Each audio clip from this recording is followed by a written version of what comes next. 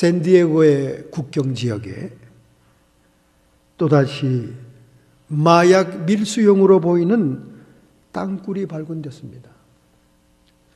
지난 10월 30일에 연방 이민세관 단속국이 국경을 통과해 샌디에고와 멕시코 티juana 지역을 잇는 정교한 땅굴이 발견됐다고 발표됐습니다. 이 땅굴은 지금까지 발견된 80여 개의 땅굴 가운데 8번째로 규모가 크다. 그래서 100여 톤의 마약들이 운반되는 땅굴이다. 그렇게 발표가 됐습니다. 티juana의 알베르토 카펠라 공항에서 출발된 이 땅굴은 샌디에고 오테이마사에 있는 한 창고 밑으로 들어갔고, 그래서 계속적으로 수사를 진행 중에 있습니다. 이 땅굴은 멕시코의 마약 카르텔 중에 가장 큰 마약 단체인 시나오아가 한 번에 많이 마약들을 밀반합하기 위해서 땅굴을 팠다는 것입니다. 그 안에는 철길이 깔려 있고, 그리고 등들이 환하게 피어 있는 정교한 기술이 동원된 그런 동굴입니다. 대개 샌디에고 국경 지역에, 멕시코의 국경 지역에 있는 이 땅굴들은 샌디에고나 아리조나의 노갈리스 지역으로 많이 연결이 되어 있습니다. 그동안 발견되지 못했던 어마어마하게 큰 규모의 밀수 통로가 발견된 것입니다. 여러분, 땅굴 그러면 세계 3대 땅굴이 있습니다. 옛날에 모태똥이가 땅굴로 게릴라전을 해서 중국을 장악했듯이 현대에도 존재하는 땅굴 3대 땅굴이 있는데, 하나는 팔레스타인 지역에서 가자 지역으로 들어가는 생필품 운반 땅굴이 있습니다. 팔레스타인 주민들이 끊임없이 테러단에 의해서 이스라엘을 공격하니까 이스라엘이 세계적인 여론을 의식하면서도 돌담을 크게 여러분 경계선으로 쌓은 걸 여러분 뉴스에서 봤죠. 바로 옆집이었던 이웃집마저 검문소를 통과해서 돌아가야 될 만큼 거대한 시멘트 돌멩이 벽이 서 있는 겁니다. 그러니까 검문소를 통과하지 않고도 생활 필수품을 운반하기 위해서 팔레스타인 지역에서 가자 지역으로 땅굴을 팠습니다. 그 땅굴은 겨우 한 사람이 지나가는 아주 조악한 것이지만은 그 땅굴 때문에 가자 지역, 즉 이스라엘 한가운데 있는 그 동네를 드나들면서 생필품을 밀수하고 팔고 공급을 했던 겁니다. 근데 그게 최근에 발견이 돼서 그것이 막혀서 더 이상 가자 지역에 밀무역이 성행하지 못했다고 얘기합니다. 3대 땅굴 중에 또 하나, 우리 한국의 땅굴입니다. 지난 김대중 대통령 시절에는 북한과의 햇빛 정책으로 그 시대에 아무리 많은 사람들이 땅굴이 발견됐다고 얘기를 해도 신고를 형식적으로 받기만 했지 조사를 하지 않는 사이에 수백 개의 땅굴이 서울 도심지에 들어와 있습니다. 최근에 확인된 바에 의하면 서울역 지하에까지 땅굴이 들어왔어요. 이 북한군들이 땅굴을 파는 특성이 있습니다. 대중철도가 연결되는 역으로 땅굴을 연결시킨다는 거예요. 그러니까 서울역까지 땅굴이 들어왔습니다. 마지막 문을 박차고 나오면 서울역 대합실이 되는 거예요.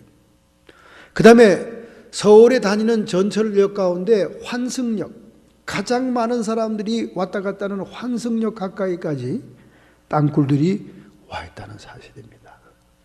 한 번은 구이동에 사는 가정주부가 낮잠을 자고 있는데 말이죠, 자기 구들 밑에서 소리가 나더라는 거예요. 우리 한국 사람들은 침대를 사용하지 않는 사람이 많잖아요. 그래서 온돌방 군들에 귀를 대고 자니까 청진기처럼 얼마나 잘 들립니까? 쾅 쾅 쾅 하면서 돌멩이를 깨는 소리와 사람들이 웅성거리는 소리가 들리는 거예요. 이미 서울 한 중심부까지 들어왔다는 거예요.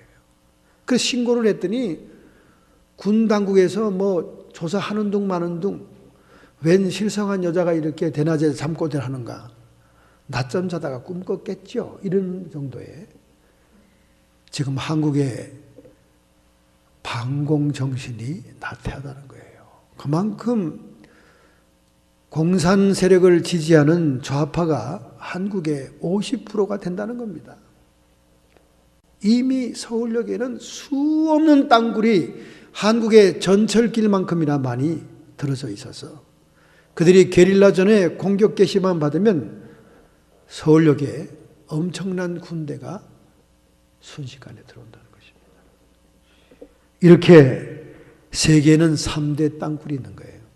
샌디에고 국경지역의 마약 밀수의 땅굴, 팔레스타인 가자 지역의 생필품의 땅굴, 그리고 우리 한국에 북한군의 기습전을 하는 땅굴이 있습니다. 제가 오늘 왜 설교 초대에 땅굴 얘기를 하겠습니까? 바로 이 땅굴의 원조는 히스기야 왕이라고 말이에요.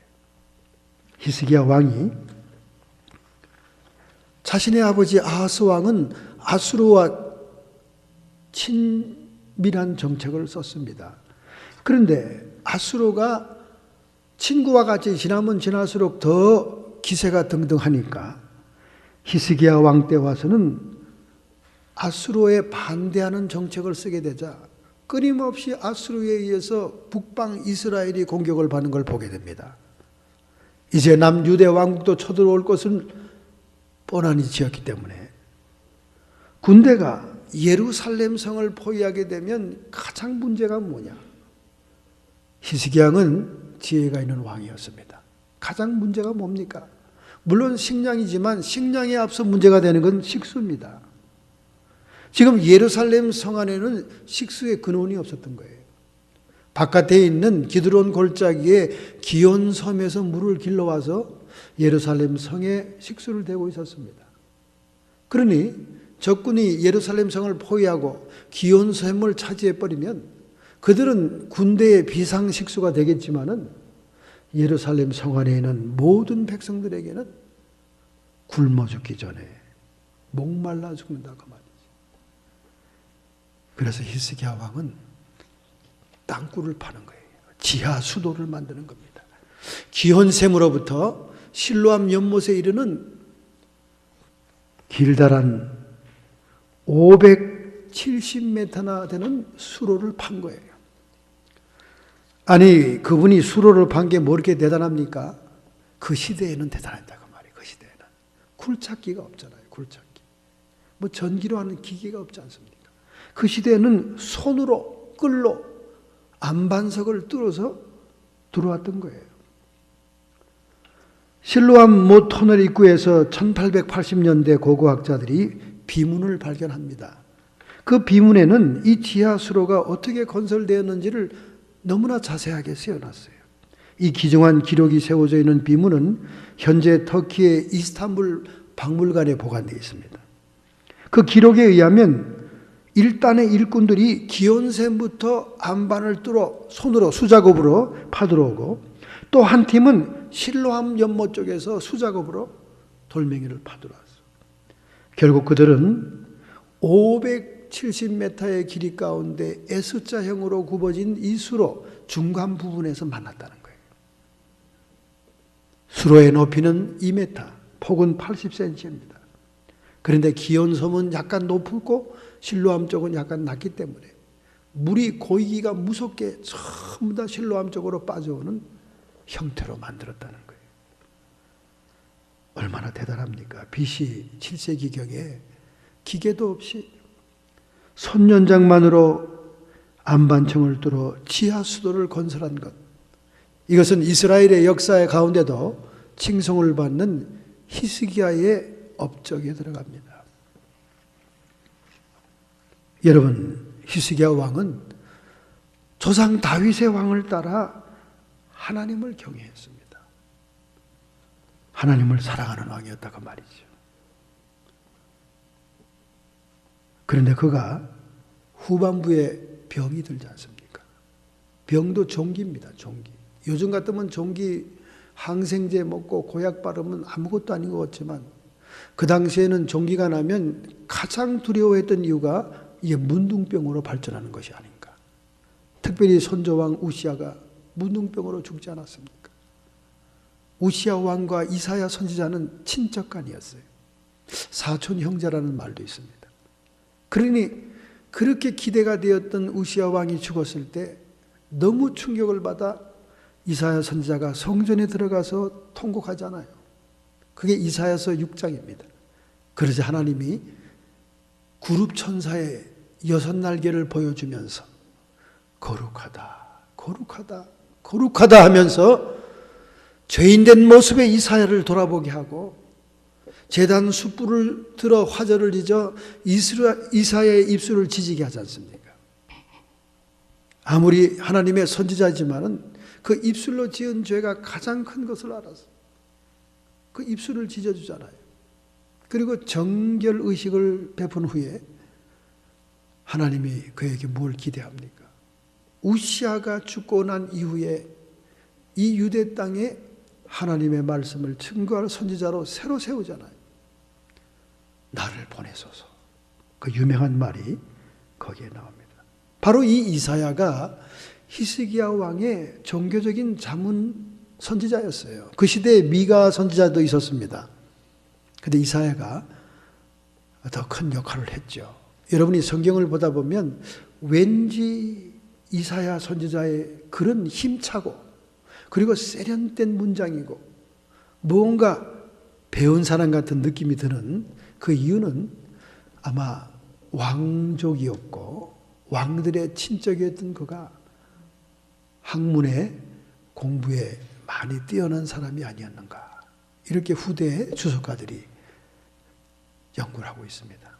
그가 많은 학문을 한 선지자이기 때문에 어떤 선지자보다 더 세련되고 힘차고 그리고 그 문장이 수려하고 그 기록이 감탄스럽습니다. 그래서 기도를 좀 잘하면 좋겠다고 하는 그런 분들 계시면 제가 항상 추천하는 것이 구약의 시편과 이사야서입니다. 그 구약의 시편과 이사야서를 잘 이해하면 정말 하나님께 세련되고 유창한 기도를 할 수 있습니다. 그렇게 얘기를 하죠. 자, 그러면 우리 이 히스기야 왕의 치세에 일어났던 사건들을 통해서 우리가 영적으로 교훈을 받아야 될 것이 무엇일까? 히스기야 왕은 25세에 등극했습니다. 그래가지고 29년 동안이나 이스라엘을 치세하게 됩니다. 열왕기하 18장 5절을 보겠습니다. 첫 번째, 히스기야의 치세입니다.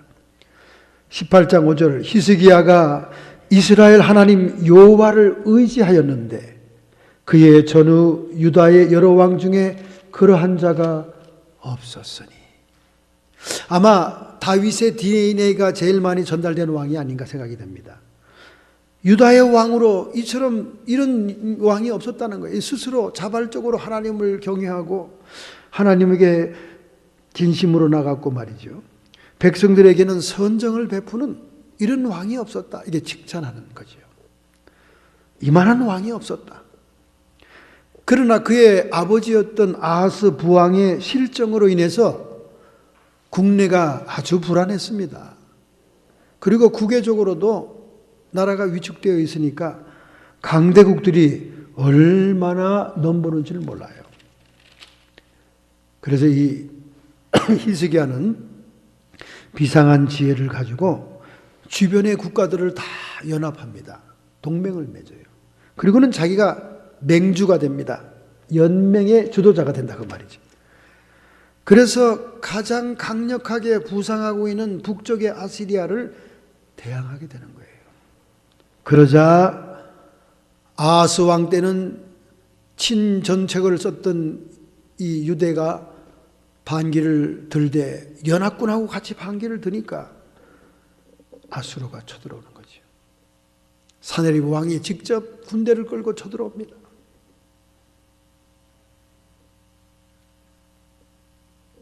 전쟁을 준비하고 있었어요. 당연히 택한 백성, 하나님의 나라, 이 백성을 도와줄 줄 알고 자신감 있게 전쟁을 준비하고 있는데 이사야가 찾아왔어요.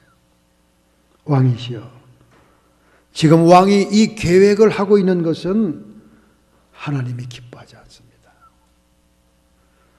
그 이유는 하나님을 의지하는 왕이 하나님을 의지하기보다는 동맹국들의 군대의 숫자를 더 의지한다고 말이에요. 왕이 이 계획을 계속 추진한다면 여호와를 거역하는 무모한 짓을 범하는 것입니다.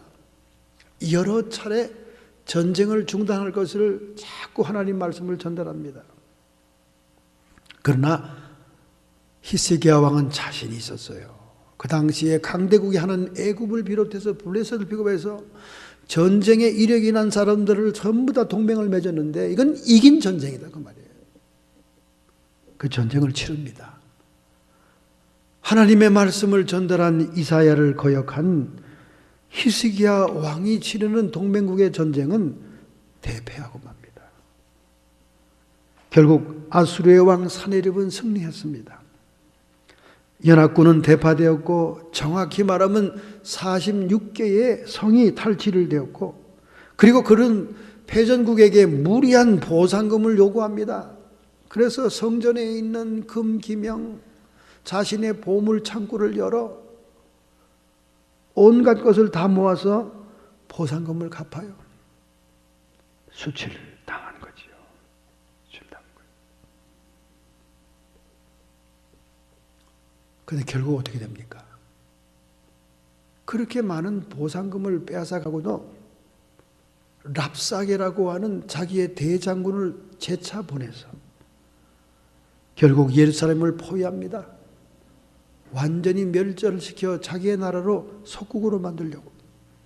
그때 랍사게가 하나님을 조롱하는 편지를 가지고 히스기야는 하나님의 성전에 들어가서 그 편지를 펼쳐놓으면서 하나님, 이방의 백성들이, 이방의 왕들이 이렇게 하나님을 모독하고 있습니다 하고 편지를 펼쳐놓고 간절히 하나님께 기도했습니다. 너무 뒤늦은 조치지만은 하나님은 그 기도를 받으시죠. 그래서 이사야 선지자를 보냈습니다.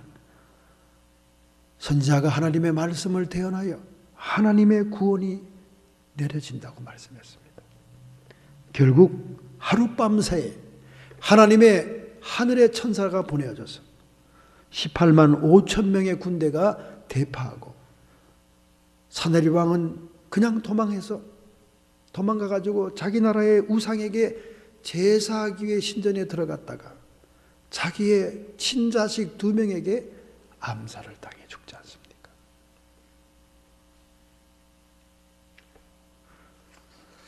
한 번은 친구들과 같이 겨울날 산으로 사냥을 하러 간 사람이 있습니다. 오늘 우리 한국에 엄청난 눈이 내리고 있는 것처럼 그 전날 많은 눈이 내린 산길입니다. 특히 이런 날이 더 사냥이 재미있다. 이 사냥을 좋아하는 사람들은 눈이 쌓여있는 사냥을 더 좋아합니다. 그 두 친구는 가벼운 발걸음으로 산을 오르고 있었어요. 산 중턱에 이르렀을 때 너무나 눈보라가 쳤습니다. 더 이상 헤치고 나갈 수도 없고 보이지도 않아요. 그래서 할 수 없이 사냥을 포기합니다. 집으로 돌아왔습니다. 돌아와서 그곳 지리에 밝은 사냥꾼의 프로 사냥꾼 친구를 초청하죠. 그랬더니 그 친구가 또 쾌히 승낙했습니다. 야, 이런 날 사냥해야 맛이 있다. 그리고는 그들은 그 다음날 그곳에 지리가 밝은 그 친구와 함께 그곳에 사냥을 다시 나가게 된 거예요. 그런데 뒤따라가던 친구가 보니까 이 친구가, 길을 잘 아는 친구가 가까운 길을 두고 뱅뱅 돌아가는 겁니다. 뱅뱅 돌아가는 거예요. 눈이 덮여 있어서 발걸음을 움직이기도 피곤한데 계속 뺑뺑뺑 지름길을 놔두고 돌아가니까 화가 났습니다.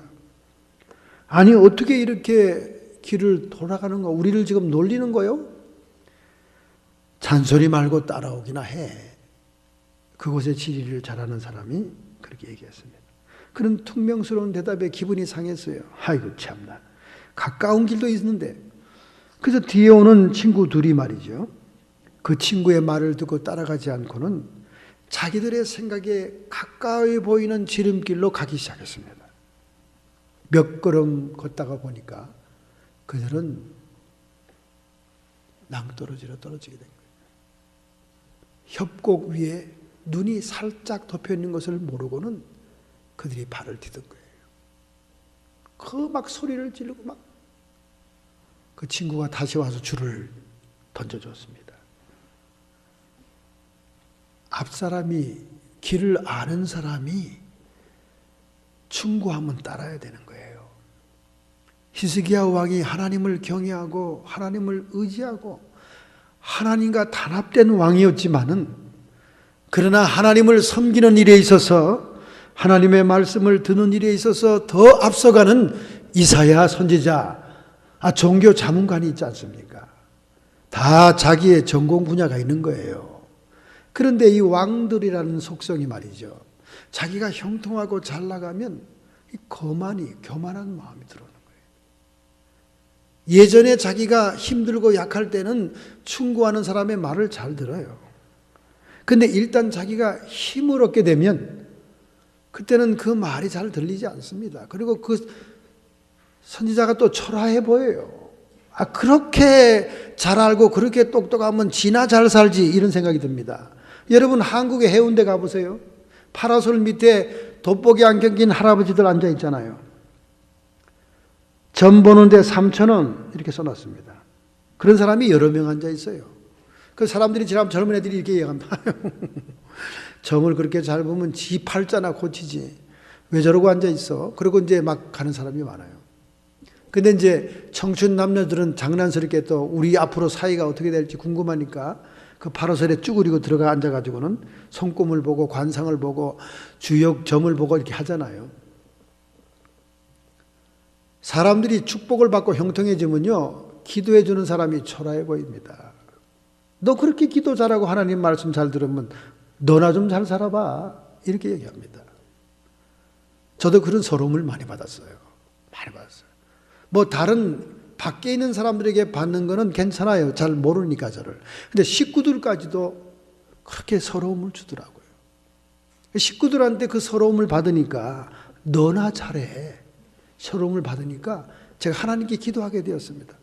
하나님, 내가 이렇게 서러움을 받으면서 뭐 은사 받았니, 성령 받았니, 예언 기도하니 이런 말 할 수 있습니까? 하나님의 신유가 임하더라도 내 병이 먼저 고쳐져야 되고 하나님의 예언의 말씀, 능력의 말씀이 임하더라도 내가 먼저 잘된 꼴을 보여야 저들이 그래 너 보니까 네 말이 진짜다 이러지. 세상 사람들이 다 외모를 보고 다 판단하는데 하나님 이게 뭡니까? 그런데 그때가 바로 911이 터진 지 한 달도 안 지난 때였어요. 그랬더니 911을 봐라 그러더라고요. 예? 뜬금없이 무슨 또 911을 봐? 저 그 빌딩 무너진 거 말이에요? 비행기 가서 확 들어가가지고요? 그거 말하는 거? 그 전도서. 그 전도서 911을 봤습니다. 참 하나님이 참 유머러스 하죠, 그죠? 재치있고 유머러스 합니다. 그런데 내가 기억에 지금 남는 거예요. 원고에 없는 설교를 하면서도 지금 기억에 남는 게 911이 주님께서 말씀했으니까. 저 911을 딱 보니까 말이죠. 위로가 되더라니까. 위로가 되더라니까. 거기에 하나님 말씀이 있더라고요. 내가 돌이켜 해 아래서 보니 빠른 경주자라고 선착하는 것이 아니며 위력자라고 전쟁에 승리하는 것이 아니며 지혜자라고 식물을 얻는 것이 아니며 명철하고 재물을 얻는 것이 아니며 기능자라고 은총을 입는 것이 아니니 이는 시기와 우연이 모든 자에게 임함이라. 잘되고 못되고 흥하고 망하는 것은 하나님의 때가 있다는 거예요. 저는 이것만 읽고 끝날라고 그랬어요. 911 그랬으니까 더 읽어보라 그러더라고요. 더 읽어봐. 아이고 왜 이렇게 성질이 급하냐. 더 읽어보라. 더 읽었습니다. 대저 사람은 자기의 시기를 알지 못하나니 물고기가 재앙의 그물에 걸리고 새가 올무에 걸린 같이 인생도 재앙의 날이 홀연히 임하며 거기에 걸리니라. 지금 건강하다고 자랑하지 말고 지금 잘 먹고 잘 산다고 자랑하지 말라 그 말이죠. 재앙의 날도 온다는 거예요. 누가 그걸 알 수 있냐고 말이에요. 지금 좀 잘 나간다고 막 목에다 힘주지 말라는 거예요. 히스기야도 마찬가지, 우시야 왕도 마찬가지, 다 전반부엔 잘 나갔죠. 13절, 내가 또 해 아래서 지혜를 보고 크게 여긴 것이 이러하니, 이제 포인트가 나오더라고요. 14절이 포인트더라고요. 곧 어떤 작고 인구가 많지 않은 성읍에 큰 임금이 와서 에워싸고 큰 흉복을 쌓고 치고자 할 때에 그 성읍 가운데 가난한 지혜자가 있어서 그 지혜로 그 성읍을 건진 것이라. 그러나 이 가난한 자를 기억하는 사람이 없었도다. 그러므로 내가 이르기를 지혜가 힘보다 낫다마는 가난한 자의 지혜가 멸시를 받고 그 말이 신청되지 아니한다 하였노라. 하나님이 저에게 이 말로 위로를 주더라고요. 아무리 큰 성읍이라도 큰 군대가 쳐들어와서 그 성을 포위하니까 아무도 적군으로부터 성을 건질 사람이 없더라는 거예요. 칼 잘 쓰는 장군도 소용없습니다. 머리 좋은 총리도 소용없어요. 그런데 그 중에 가난한 지혜자가 하나 있었는데 그 지혜자가 그 지혜를 가지고 왕에게 왔더라는 거예요. 잘 나가고 잘 먹고 잘 살 때 같으면 거들떠 보지도 않겠지만 절박하니까 대책이 없으니까 배수진이라도 치고 지푸라기라도 잡아야 되니까 그래 한번 드러나 보자. 뭔 말이고 네 꼬라지 보니까 그 말이 믿기진 않는다마는 하고는 들어보니까 그 지혜로 성읍을 건졌다 그 말이에요. 할렐루야. 그런데 문제는 그 위에 아무도 그 인간이 어떤 인간인지 기억하는 사람이 없더라는 거예요. 사람은 외모만 보니까 네가 그런 지혜를 가지면 네가 잘 살아야지 그런 뜻이죠. 그런데 하나님은 뭐라고 그럽니까? 지혜가 힘보다 낫다마는 가난한 자의 지혜가 멸시받고 그 말이 신청되지 아니한다 하였다 함과 같으니라. 제가 이 말을 하나님으로 받고요 얼마나 눈물을 흘리는지 모릅니다. 얼마나 많은 것을 포함시켜서 가르쳐 주는지 몰라요. 지금 잘 나가고 있고 형통하고 지금 배부르고 등 따시고 지금 명예가 하늘을 찌른다 할지라도 언제 바뀔지 모르는 게 인생이고 그걸 가르쳐 주는 거예요. 항상 우리는 겸비해야 되는 거죠. 먼저 하나님을 만나고 먼저 하나님과 교제하고 하나님과 긴밀한 커뮤니케이션이 있는 사람, 하나님의 종들의 말을 귀담아 들으라는 거야. 니나 잘 살아. 하도 가난한 권사님이 잘 나가는 자기 동생들 미국의 거부들한테 자꾸 전도하니까 언니 나 언니 캐딜락 사가지고 타고 오면 그때 예수 믿을게 그러더래요. 그리고 맨날 예수가 병 고치고 예수가 복 주고 하니까 언니 병이나 먼저 낫고 오면 내가 그 예수 믿을게. 그러면서 목사님 씨가 맥히질 않아요. 그러니 나부터 잘 살게 해주세요. 그러더라고. 일리 있는 말이에요. 세상 사람들은 눈에 보이는 것만 믿으니까. 외모만 보니까. 눈에 거창한 것만 보니까. 가난한 지혜자의 말은 멸시합니다. 그러나 워낙 절박하니까 들어봤더니 그 지혜로 성을 건졌다는 거 아닙니까? 그 후에는 아무도 기억하지 못했다는 거 아닙니까? 하나님의 이 말씀을 주고는 주여 제가 생각이 짧았나이다. 주님의 주신 사명, 주님의 주신 은사를 내 이름으로 행하는 것이 아니라 예수의 이름으로 하나님의 이름으로 행하니 담대하게 흔들림이 없이 쫄지 않고 증거하겠나이다. 할렐루야. 지난주에도 제가 쫄지 않고 담대하게 얘기해가지고 한 사람 건졌잖아요. 세상적으로 말하면 쫄아서 아이고 내가 이 얘기에서 사람 비유를 상하게 해가지고 아이고 또 여기 또 손해를 끼치면 어떡하가. 쫄았더라면 못하지요. 담대하게 얘기했잖아요. 지금 일이 꼬이고 설키고 일이 잘 안 되는 것은 될 것 같은데 안 되는 것은 엄청난 오래 자리 잡은 나쁜 영이 당신 속에 있다는 겁니다. 그 얘기 하기 쉽지 않아요, 여러분. 또 그 얘기 받아들이기만 겸손한 사람도 쉽지 않습니다. 눈치를 봐야 돼요. 그것도 받아들일 눈치를 봐야 됩니다. 근데 겸비하게 받아들임으로 인해서 순식간에 떠나가지 않았어요. 할렐루야. 얼굴이 일그러지면서 울면서 안 가려고 버티더라고요. 그러나 워낙 강력한 주의 종들이 확 기도하니까 뒤로 발라당 넘어지면서 그냥 확 빠져나가잖아요. 할렐루야. 얼마나 그 귀신이 많은 병을 가져온지 모릅니다. 얼마나 사람 사회에 혼란을 일으킨지 모릅니다. 자신은 사람들에게 희생하고 봉사하고 모든 걸 했는데 돌아오는 건 배신이에요. 돌아오는 건 비방입니다. 돌아오는 것은 험담입니다. 억울하고 분한 가슴이 가득 차게 되는 거예요. 이사야 선지자 말을 들어주지 않았다. 결국 어떻게 됩니까? 하나님의 징계가 오죠. 그래서 히스기야가 병이 들은 거예요. 하나님을 경외하고 하나님과 합한 자였고 하나님이 기뻐하는 종교 계획을 단행하지 않습니까? 산당을 깨뜨리고 아세라 목상을 깨뜨리고 조상 때부터 내려온 모든 우상의 제단을 다 일거에 처단하잖아요. 얼마나 위대한 왕입니까? 그런데 히스기야가 정말로 위대한 것은 이겁니다. 모세 시대에 만들었던 구리뱀을 파괴시켰다는 거예요. 여러분 생각해 보세요. 그런 유물임은 지금까지 있어도 우리가 잘 모시겠습니다. 광야에 이스라엘 백성들이 원망불평하니까 하나님께서 불뱀을 풀어서 그들이 뱀에 죽게 되었을 때 누구든지 이 구리뱀을 쳐다보는 자마다 살아나리라. 구리뱀을 쳐다보는 믿음 있는 자마다 다 살아나잖아요. 예수 그리스도의 십자가 그리고 십자가의 구원을 예표한 사건이지요.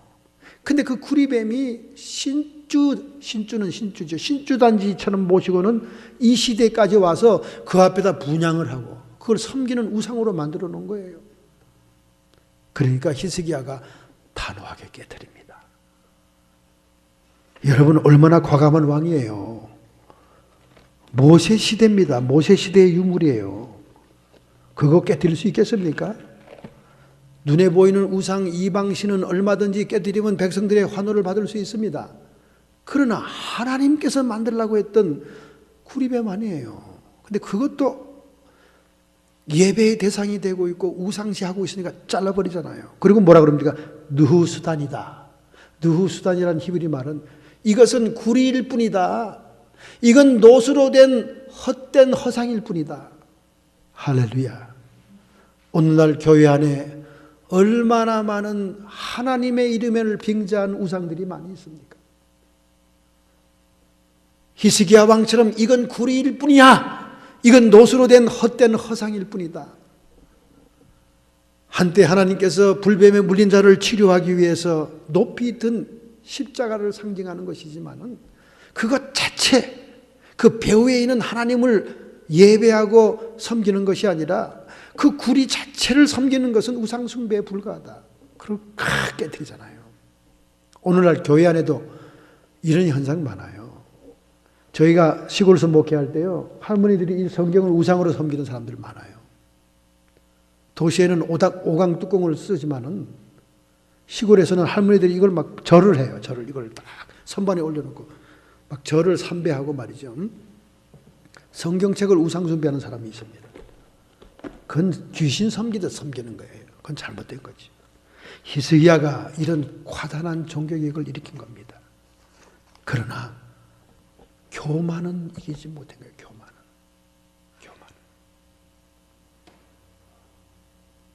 결국 하나님은 징계의 채찍을 내렸어. 몸에 종기가 나기 시작합니다. 얼마나 히스기야가 종기가 나니까 겁이 났겠어요. 우시야 왕, 자기가 존경하는 선조가 문둥병으로 죽었잖아요. 이사야의 말씀이 임하자 그는 병이 왔습니다. 그때 감사하게도 히스기야는 병들어 죽게 되어 간절한 눈물의 기도를 하게 됩니다. 이사야 38장 5절을 보겠습니다. 두 번째입니다. 38장 5절. 너는 가서 히스기야에게 이르기를 내 조상 다윗의 하나님 여호와께서 이같이 말씀하기를 내가 내 기도를 들었고 내 눈물을 보았노라. 내가 내 수 안에 15년을 더하고. 할렐루야. 너와 이 성을 아수르의 왕의 손에 건져내겠고 내가 또 이 성을 보호하리라. 나 여호와가 말한 것을 내게 이룰 증거로 이 징조를 내게 주리라. 15년의 수면을 연장시켜주는 징조를 보여주겠다는 거예요. 믿어지지 않잖아요. 병이 낫는 것도 믿어지지 않은데 수명이 연장되는 것도 믿어지지 않고, 그리고 그 엄청난 북아시라의 대군을 이기게 하겠다는 거예요. 믿어지지 않습니다. 보라, 아하스의 일령표에, 아하스는 부친 왕이죠. 부친 왕이 해시계를 만들어 놨습니다. 해시계가 일령표예요. 해시계로 나갔던 해 그림자를 뒤로 10도 물러나게 하리라 하셨다 하라. 정말로 컴퓨터 계산에 의해 보면 지구상의 해가 10도 뒤로 물러났다는 것이 과학적으로 증명이 되었습니다. 여러분, 히스기야라고 하는 이런 일국의 왕의 치유와 수명 연장을 위해서 하나님이 왜 이렇게 거창하게 해를 뒤로 가게 했을까요? 이것도 참 궁금하잖아요. 히스기야가 눈물로 기도할 때 자기가 한 일을 기억해달라고 하나님께 호소합니다. 그가 벽을 향해서 세상 사람들 신하도 아내도 자식도 보는 게 아니라 오직 벽을 향해서 하나님께 기도하며 눈물로 호소합니다. 하나님, 내가 한 일을 기억해 주세요. 히스기야가 한 일은 보통 일이 아니죠. 아세라 목상을 깨뜨리고 산당을 제거하고 심지어 감행할 수 없는 모세의 구리 지팡이까지 허상이고 우상이라고 깨뜨려버린 그의 놀라운 치적을 기억할 수밖에 없지 않습니까? 기억하죠, 여러분, 기억하죠. 그래서 하나님은 자신을 믿어도 된다는 의미에서 어떻게 만물을 운행하시고 우주를 질서 있게 운행하고 천지를 창조하는 엘사다의 하나님이심을, 그래 네 병 같은 거는 아무것도 아니야. 그리고 아수르같이 그 대군이 쳐들어오는데 그것도 하나님 앞에는 아무것도 아니야. 천지를 지으신 하나님인데. 로마서 4장 17절, 아브라함이 믿은 바 그는 없는 것을 있는 것처럼 부르시며 죽은 자를 살리시는 분이라고 말씀했습니다. 할렐루야. 여러분과 제가 믿고 있는 하나님은 눈에 보이는 그 말 못하는 우상이 아니에요. 천지를 지으시고 우주 만물을 만드셨고 이 왕의 수면의 연장과 질병을 치유하는 증거로 태양을 뒤로 10도나 물릴 수 있는 천지의 주지다, 그 말이에요. 얼마나 든든해요. 보곡국을 먹어서 든든하겠습니까? 여러분이 지금 창고에 돈이 많아서 든든하겠어요? 얼마나 든든한 일이에요. 천지를 지으신 하나님이 도우시는데 우리 눈에 보이는 것들은 아무것도 아닙니다.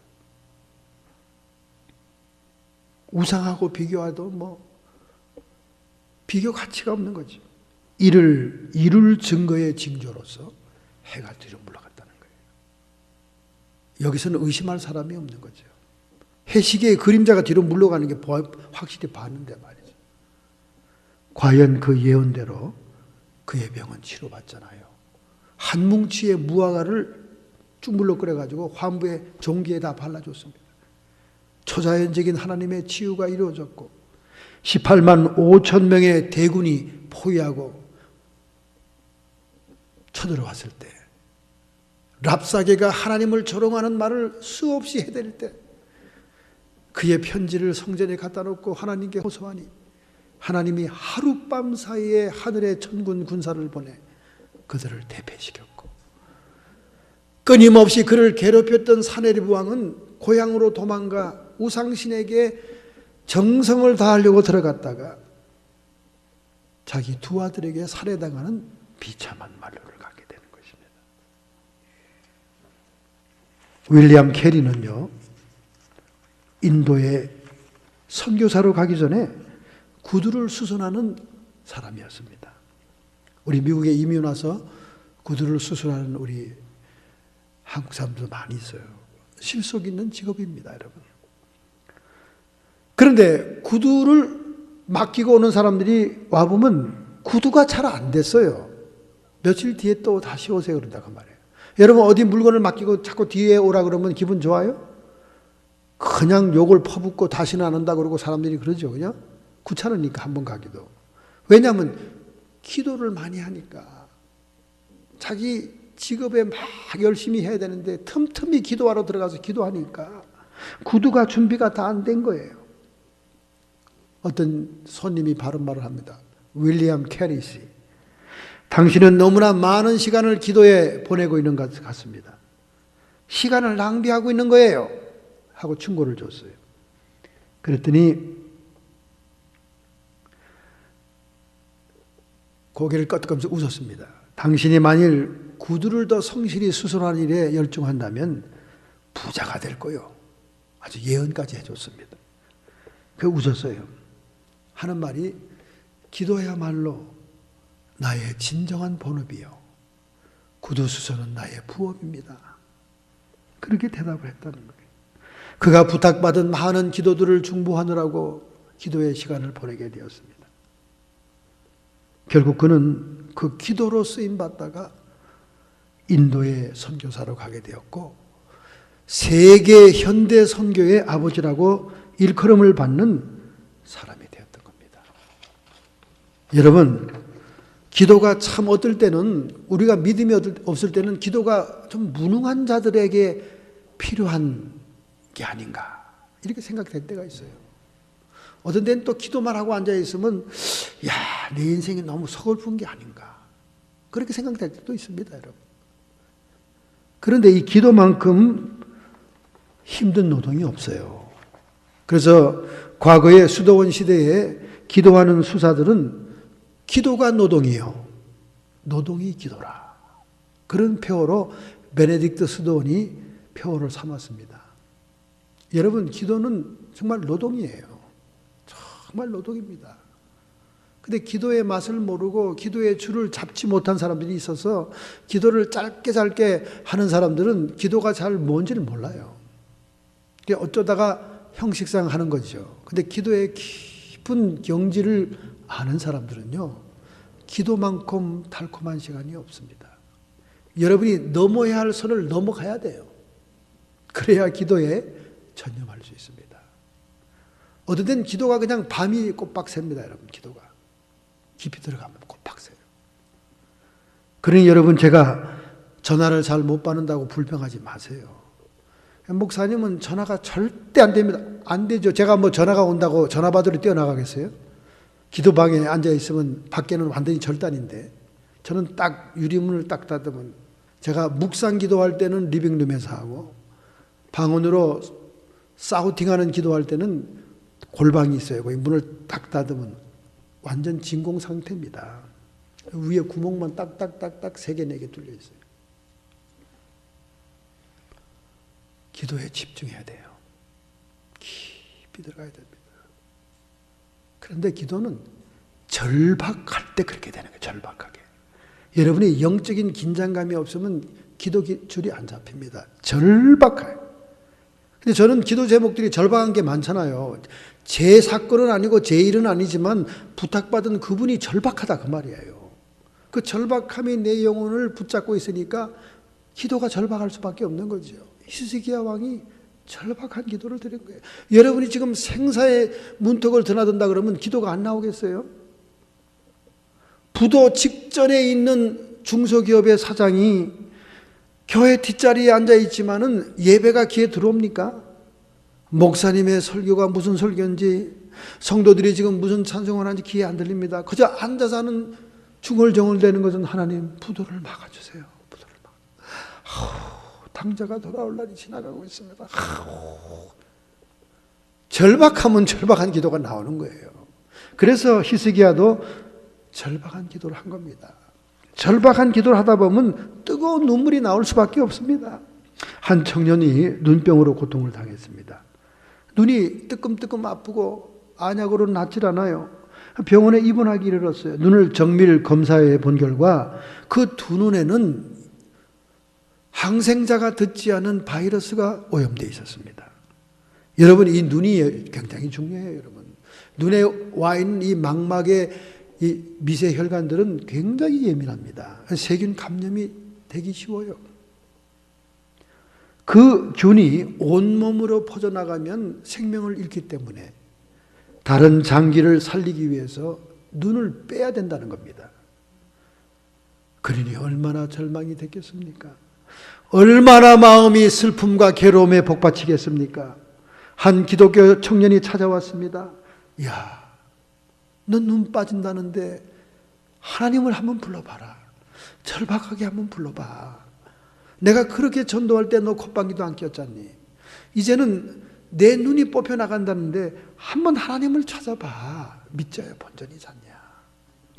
가까운 친구가 얘기하니까 그날부터 그는 간절히 하나님께 호소하기 시작합니다. 선택의 여지가 없는 거예요. 마지막 눈알이 뽑혀 나가기 전에 기도니까 얼마나 간절하고 절박했겠어요. 결국 나중에는 통곡하며 회개가 터집니다. 눈물이 강처럼 흘러넘칩니다.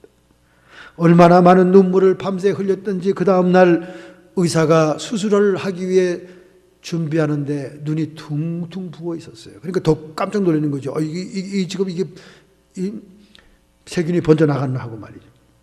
그래서 마지막 검사를 하는데 보니까 밤새워 흘린 그 눈물 때문인지 하나님의 치유의 역사 때문인지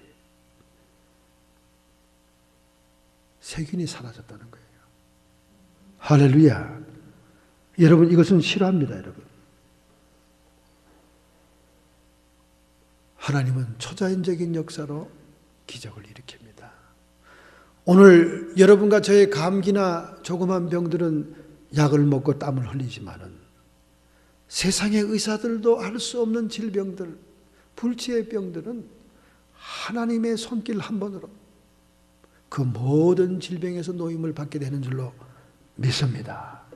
할렐루야. 여러분, 지금까지도 미국 서점에 가면 유명한 그 베스트셀러 설교자가 있어요. 그분은 스폴천입니다. 그분의 책은 지금도 베스트셀러예요. 1869년에 위대한 설교가 스폴천. 그는 불과 35세의 젊은 나이로 과로로 인한 병을 얻게 되었어요. 그는 3대째 목사였기 때문에 어린 나이에 할아버지 교회를 물려받아서 설교자가 됩니다. 근데 그가 얼마나 열심히 설교를 준비하고 목회를 했던지 과로가 왔어요. 그래서 몸이 통풍이 왔습니다. 스폴전 목사의 통풍은 유명한 병이에요. 이 통풍이 뭔지 여러분 알죠? 몸에 요산이 축적되면 관절마다 이 얼음 결정체처럼 날카로운 결정체가 생기죠. 그래서 바람만 스쳐도 아프다. 그래서 통풍입니다. 통풍. 아플 통자, 바람 풍자. 요산이 쌓여서 관절마다 통풍이 오면 이렇게 붓죠. 손가락 마디도 이렇게 붓잖아요. 이렇게 부어요.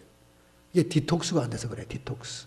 요산이 신장을 통해서 걸러졌으면 몸에 쌓이질 않는데 그게 걸러지지 않으니까 이 관절 마디마다 손가락, 발가락, 무릎 할 거 없이 이 도관이 뼈 있는데 전부 다 이렇게 선명형으로 보면 요산이 이렇게 결정체를 이루어요. 얼음처럼. 얼마나 아픈지 모릅니다. 결국 양쪽 다리를 모두 못 쓰고 휠체어를 타는 괴로움을 당했습니다. 목사님은 이 말할 수 없는 고통에 절망하지 않고 그는 하나님께 계속 기도합니다. 그의 병상 일기, 일주일간을 계속 모로 누워 있어야 하는 고통은 참으로 컸다. 긴 밤이 지나는 동안 1시간만이라도 잠이 들었으면 하고 그렇게 기도할 때가 많았다. 그 기쁨이, 내 생애의 기쁨이 마치 먹구름으로 가득한 하늘에 한 점의 태양도 보지 못하는 것과 같았다. 그러나 환난의 건너편에는 하나님의 자비가 있고 십자가의 건너편에는 고통과 질병을 치유하는 하나님의 손길이 있으리라. 이렇게 하나님을 기대하면서 밤새 고통을 참아나가는 거예요. 아픔을 느끼는 순간은 아울러 체험의 순간이었습니다. 나는 하나님께 호소했습니다.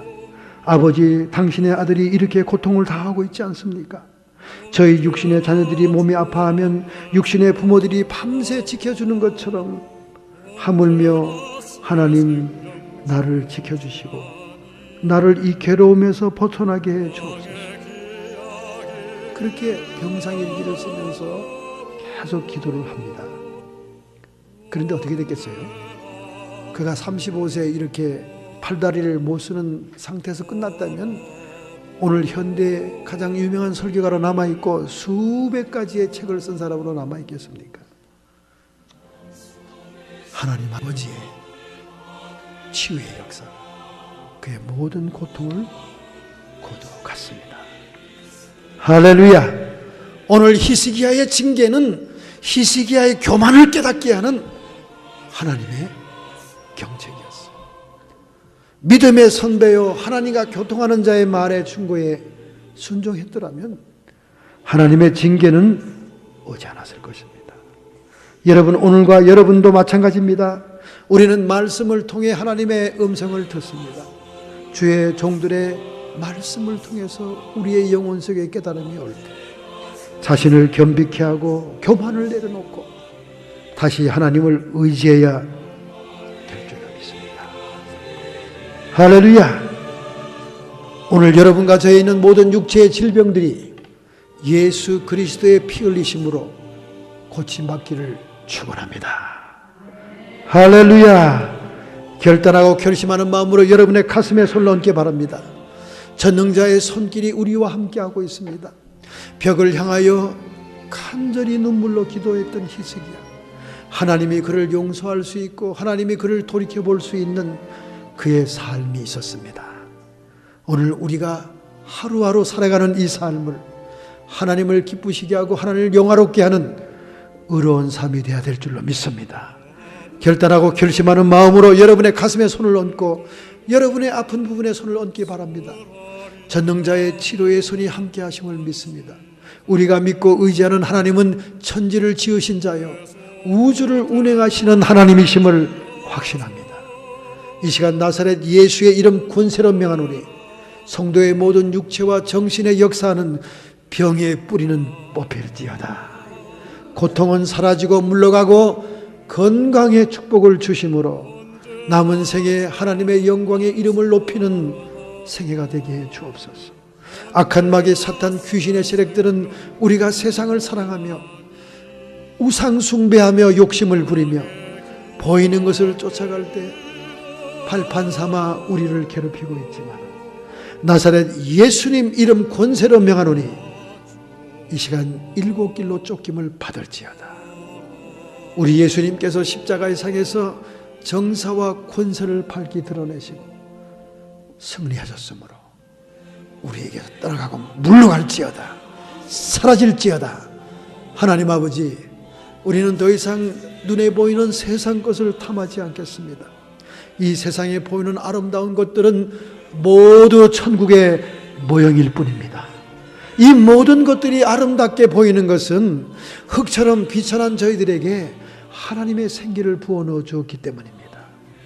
그 생기 때문에, 그 감각의 능력 때문에 좋게 보이진 하지만은 결코 우리가 그것을 소유하거나 탐을 것이 못 되는 줄 믿사오니 보이는 것을 우상으로 섬기지 않고 보이지 않는 하나님만을 붙잡고 동행하는 저희의 생애가 되게 해주옵소서. 하나님의 성령이시여 생명과 평안으로 우리의 마음에 좌정하여 주시옵시고 저희들을 감동하시며 인도하여 주시옵소서. 예수님의 이름으로 축복하며 기도하옵나이다.